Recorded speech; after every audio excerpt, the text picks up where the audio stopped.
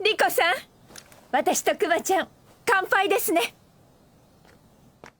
What's going on, trainers? Dom from the Otaku room here. We're talking about episode number 98 of Pokemon Horizons today.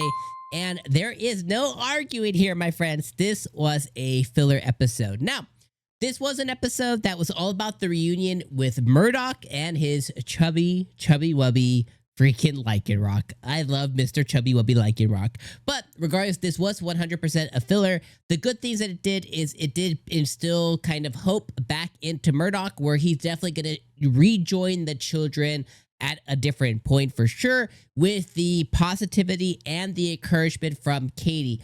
Also, the Katy Murdoch duo that's happening there, I think he found wifey. I love their relationship that they have. I think they look amazing together and very cute.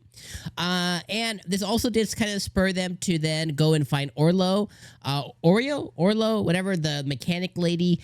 She is currently disassembling the brave Asagi, but they're gonna have her go and try and recoup it and reconfigure it and get it all back up and running once again. So they're off to Galar to go and find Miss Orlo, Miss Oreo, however you say her name. And they're going to go and try and recruit her, and Murdoch probably won't be too far behind them. Now, with the rest of the episode, this was really just Katy. It was basically, well, let me say this. It was basically the group going to Cortondo and reuniting with Murdoch, but the big meat and potatoes was all about Katy versus Liko and testing her and seeing how far she came.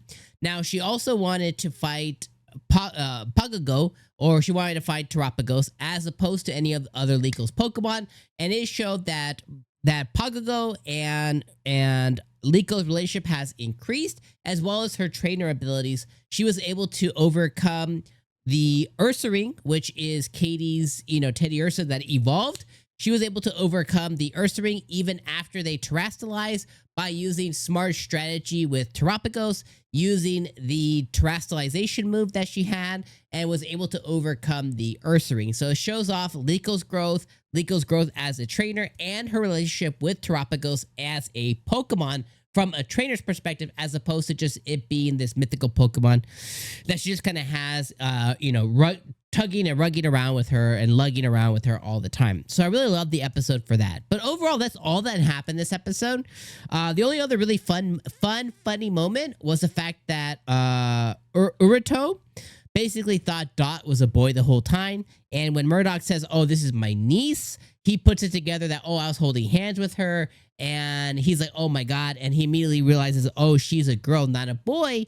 And that's when he's like, "Oh my God," he gets all flustered and everything. And I thought that was a really funny moment. And that just shows that, at some point, Dot should begin tying her hair back.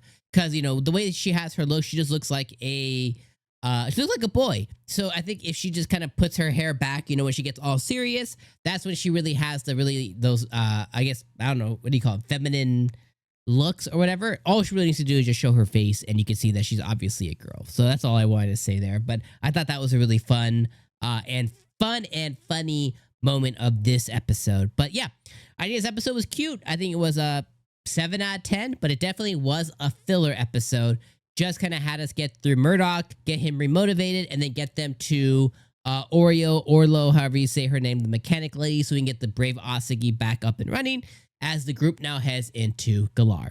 Let me know your guys' thoughts in the comments down below, my friends. I'll see you guys next week for episode number 99 of Pokemon Horizons. And yeah, can't wait to see you there. All right, trainers, have a good weekend. Peace.